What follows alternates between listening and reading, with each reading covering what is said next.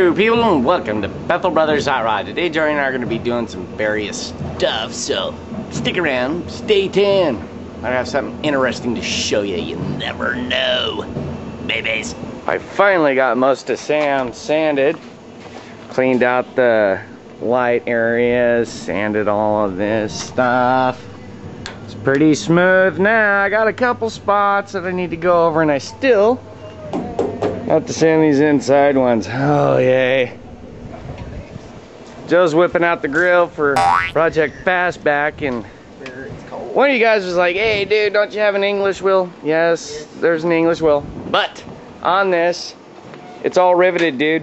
That and there's back supports inside. And there's back supports inside of it, so how are you gonna get the wheel in there? You can't. Plus, there's all these lower decals stamped into the metal. If we ran that through there, it would squish it. So that's not going in the English wheel.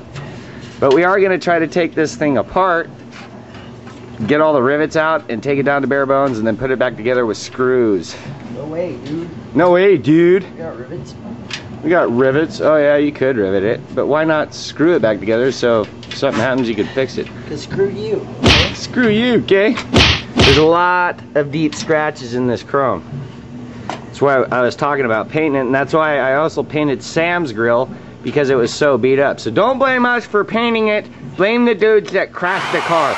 It wasn't us. We're just trying to fix the piece. It's not like they have these everywhere, and they're kind of expensive. Whining. Their cars look worse than that anyway. Shut up, you're watching my show instead of working on your car. God. Oh, you're not telling me to whine? No. Them. Telling them to stop whining. Joe's been sick. He caught the aggro cold again. I kind of like it, so it doesn't really bother me that much. Good for you.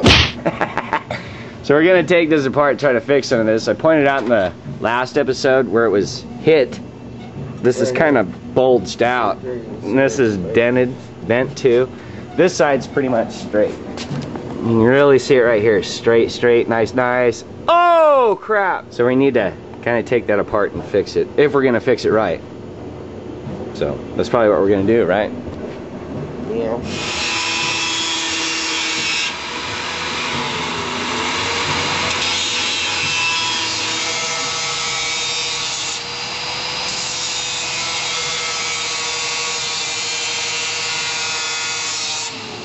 This is the portion without the lettering. Joe's running it through the old wheel o' doom, trying to smooth it out a little bit. Pretty lumpy. It's got some cellulite, man, I'm telling you. We got some of the form back in this one, but there's still this flat spot.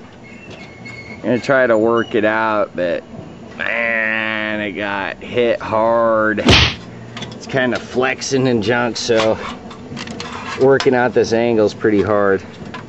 There's one side that's good, which is that side, how it bows out, and then this side bows in because it was hit on this side. Pretty hard at that.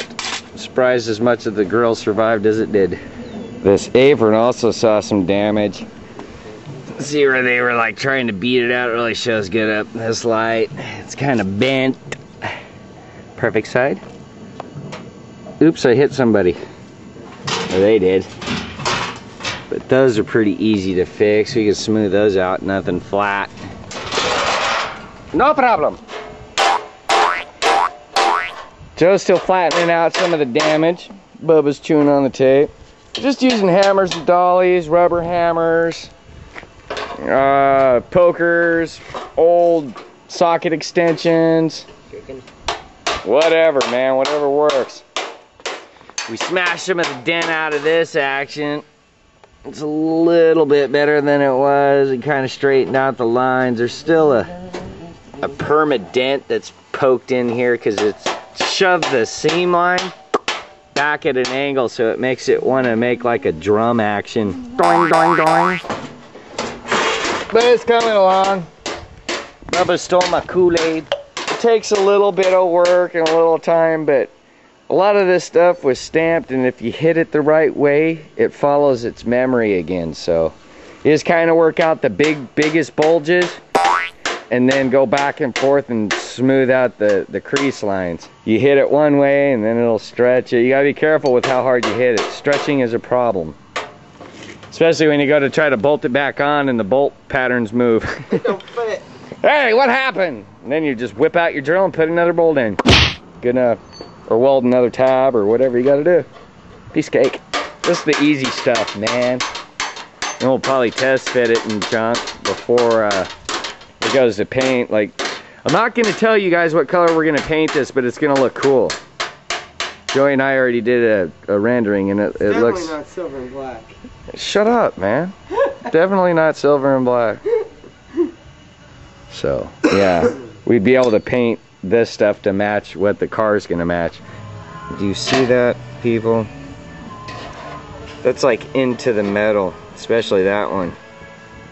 That's why it can't be left chrome, because if you sand it down, man, you're just asking for more rust. Doesn't bother me. Doesn't bother me! Anyway, Joe's beat out a lot of these dents, man. This one is the one that's giving us all the trouble. The shape is really hard to get back. But we're tackling the dents and stuff. This thing is borderline new.